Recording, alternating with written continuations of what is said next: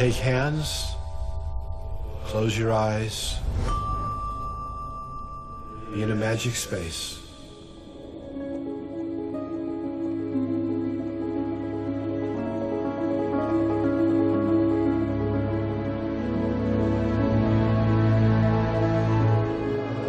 As above me, so below.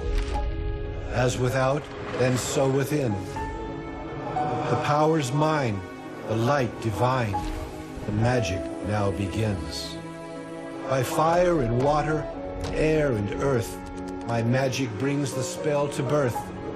By light of star and moon and sun, as I do will, so be it done.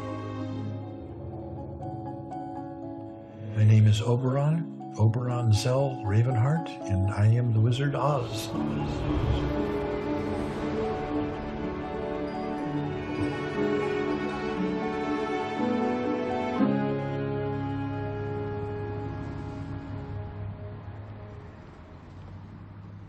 Previously, the magic world was, in another galaxy long ago and far away, or through the magic wardrobe, or somewhere over the rainbow, or in some ancient lost land that never really existed, or you can't get there from here, basically.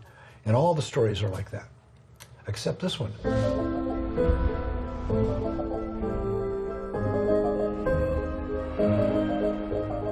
My life has always been immersed in magic. I've lived in magic the way a fish lives in water. My earliest reading were children's versions of the Greek myths. So the ideas of gods and goddesses and magic and wonders, those are my first stories. On full moon nights, I would sneak out of my bedroom window and go naked out into the night. It was this weird little ritual that I did. I had a lot of connection with animals. It was really deep. And I felt I had a telepathic connection. The strongest one of that was my first boa constrictor, Hista.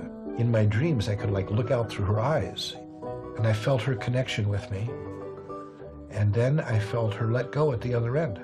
It's always sad when they die right before your very eyes. Within my soul, I have the soul of a snake. When you're a kid, you don't think of yourself as anything unusual. Everything that happens is normal. When I was a kid, I was a prodigy.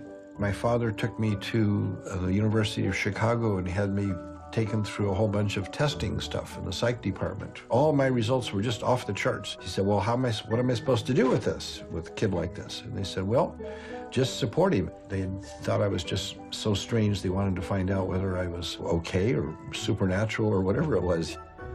They regarded me as some kind of weird mutant, I think. Certainly, I retreated into the world of myth and magic. And eventually, my path just took me so far away that my parents couldn't follow me at all. I left them far behind. I was really always looking for my own true people and my own true home and stuff. And I'd had this vision and idea of moving to the country with a bunch of friends and living in a community. That was the hippie dream, too. We all wanted to move to the country with a bunch of friends and get it together, and we did.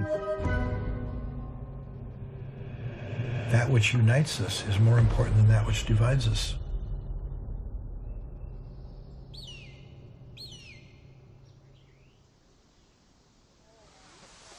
Okay, Tarzan.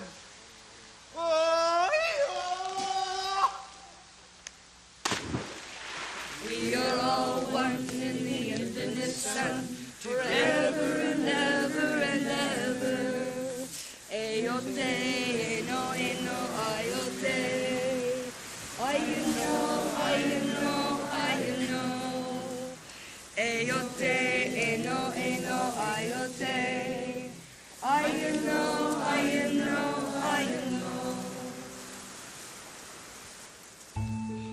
Back in 1961, I read a book called Stranger in a Strange Land by Robert Heinlein, wherein is discussed a kind of a science fiction religion called the Church of All Worlds. The Church of All Worlds. It's meant to be inclusive. It's meant to embrace the wisdom and the good stuff from all different traditions and not be exclusive to any one particular one. And so we started that. O Sun, creator and source of all terrestrial life. Our initial mission statement was to make the world safe for people like us. May you reign forever. We love with your own love, oh, our God star. There were lots of people on the ranch. There was like 100 families who moved up there. Even there, I was somewhat unusual. When I was tasked with trying to create this kind of revival, there wasn't anybody else doing it at all. It was just me. Somebody said, so what kind of a church is this? And I said, well, I guess you could say we're pagans. And that caught on like wildfire. And so now there are millions of us. People are drawn to my dreams and want to be a part of them and help make them come true. That's part of my little magic. That's my magic as a wizard. My search had been to find other people of my own species. And as I gathered around me such people, that was really what became my family.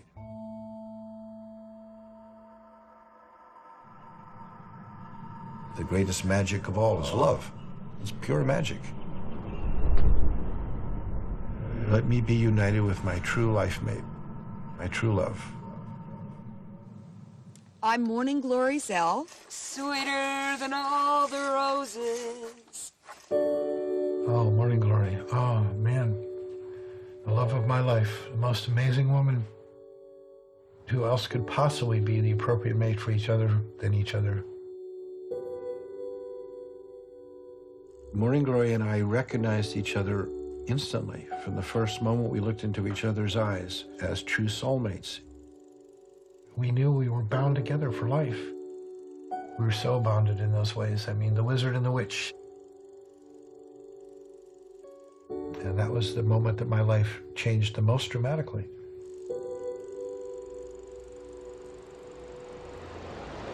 Love is that condition wherein another person's happiness is essential to your own.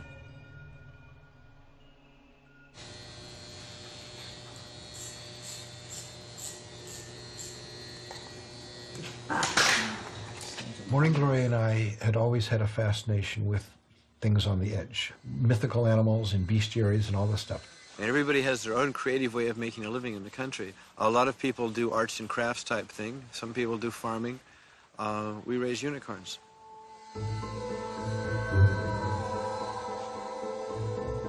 Of nature that is called hand.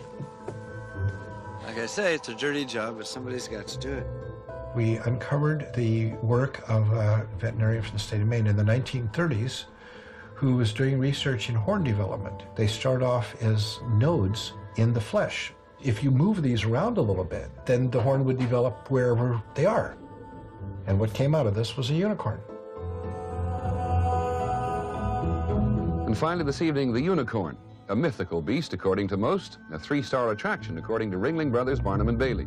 That elusive creature of fable and legend, the sensation of the ages, the living unicorn. The real magic happened when we took them out into the world and the way people responded to them. They touched people. Do you believe in unicorns? Yes. Why? Because I just saw one. I never thought that it was real. I always thought it was a myth. We became part of a myth, and sometimes you think you're doing the magic, and sometimes you realize the magic is doing you, and this was one of those moments. I believe in the unicorn. I believe in the unicorn. I believe. Which was blighted considerably by a tragic event that happened. A terrible story hit the paper, and that was the worst mass murderer of the 20th century, Leonard Lake. He'd been our neighbor when we lived on the ranch. He was a great homesteader, and we learned a lot from him about livestock and keeping care of animals. When we went to do the Renaissance Fair, we brought him along to do photography, because he was a photographer. He would go around to schools and take school pictures and stuff. They took him in on a shoplifting charge, and he immediately committed suicide. The local coroner says 5 bodies have been found here so far. The Calaveras County Sheriff once told me, though, he believes there are as many as 20 victims, though, buried on the property. The papers went to his wife and asked if she had any pictures of him that they could put in the paper. And the picture that she gave them was a picture of him with the unicorn. And so the unicorn became associated with this horrific mass murderer because he got called the Unicorn Man. People obviously made that confusion between me and Leonard. To be confused with mass murderers is a pretty awful thing to happen. So there was this contamination of the whole thing that really was terrible and tragic and devastating to us and all, and to the magic. Now that's been decades ago, and I think the world has forgotten all that stuff.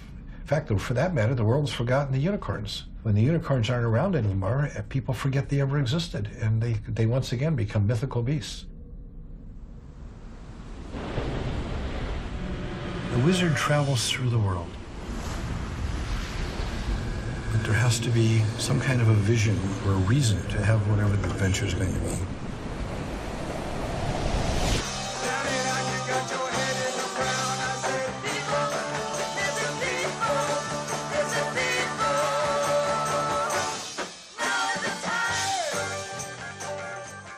Somebody asked the question, he said, what's the difference between a basilisk and a cockatrice? So we looked it up in Encyclopedia Britannica, and it had an amazing story.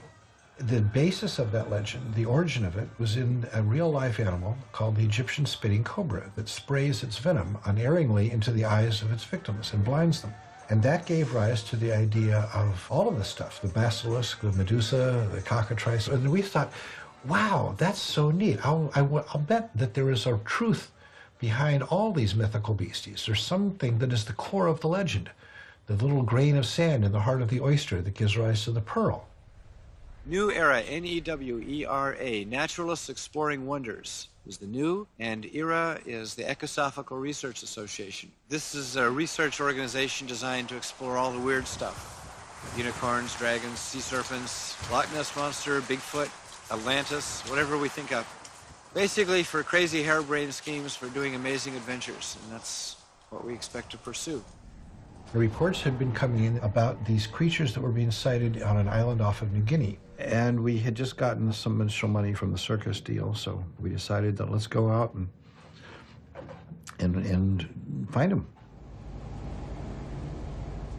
Yeah, it's Kerry on Reef Explorer. Do you know who you're talking to? Yeah, are you looking for that weirdo animal up there that they're fighting? Yeah, that's an affirmative. What were her hands like? Look like a human being. Got fingers, 5 fingers, 2 eyes, 2 ears, with a mouth on it. Now, you had a drawing. Did you want to show that to the yes. Camera? Earlier, Alphonse, I drew this drawing. This is his sketch as done by him as an eyewitness. Mermaids. That's what you got out here in the bay? Yeah, we see these things all the time. From here on up, we'll be wanting to stay pretty close to the shore and make frequent contact with local villages. These would be the type of places that they might hang out.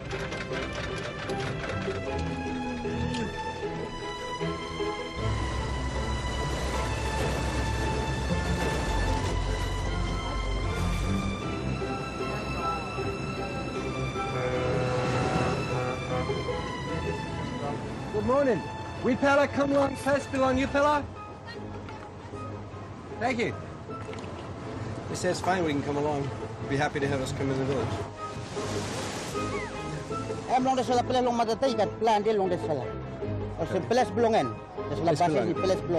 Okay, this is where they live. We didn't really have a good, clear idea what it actually looked like. There it is, Did you see that? Yeah, look at that. Whoa! The tail was quite large. It looked just like the one in the photographs.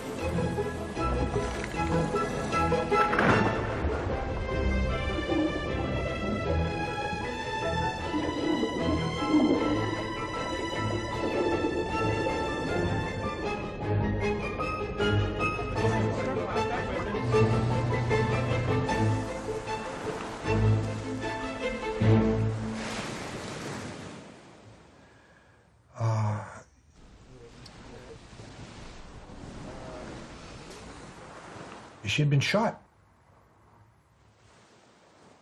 I thought that we were going to find an evolved aquatic ape with ape-like features and such like that. As it turned out, of course, it was the Indo-Pacific dugong.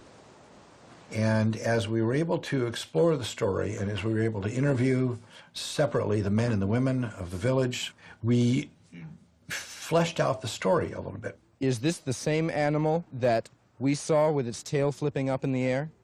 Yes. They call it the pishmary, the fishwoman, which is pretty much exactly the same as our word mermaid. It's the men who do the net fishing, and evidently what happens occasionally is that if they catch a mermaid, they would take it into the men's house and have sex with them, and then they would send them back into the water, and then the story would build. That was the basis of the legend of the mermaid.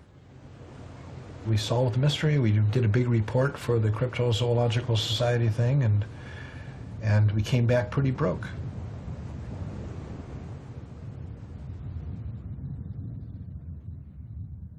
The brightest lights cast the darkest shadow. I've had some very bright lights and some very dark shadows.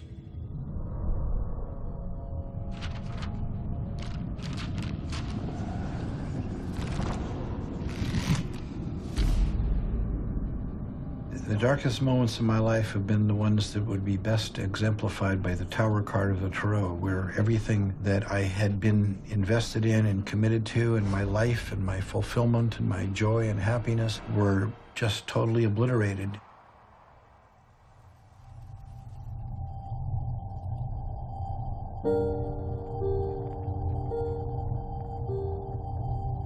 It still surprises me when I look in a mirror and realize I am actually old. I'm not feeble yet, but I'm definitely old. When you're young, you're invincible and immortal, you know, and at some point in your life, you confront mortality. She was feeling a lot of pain. She was experiencing backache and lots of stuff.